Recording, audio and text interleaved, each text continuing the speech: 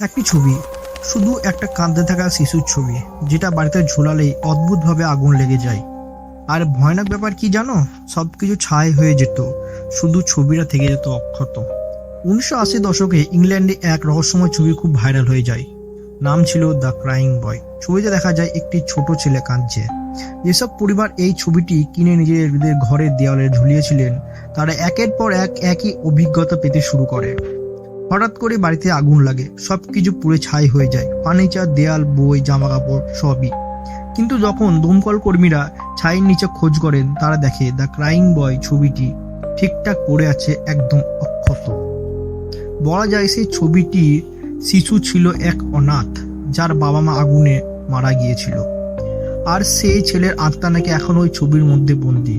যার বাড়িতে এই ছবি থাকে, সে নাকি এই শোক ভাগ করে নেয় এবং আগুন লাগার শাস্তি দেয়। একজন সাংবাদিক বলেছেন, আমার নিজের ভাইয়ের বাড়িতে এই ছবি ছিল। সে আর তার স্ত্রী এক রাতে দগ্ধ হয়ে মারা যায়। ছবিটি তখন দেয়ালে ঝুলছিল।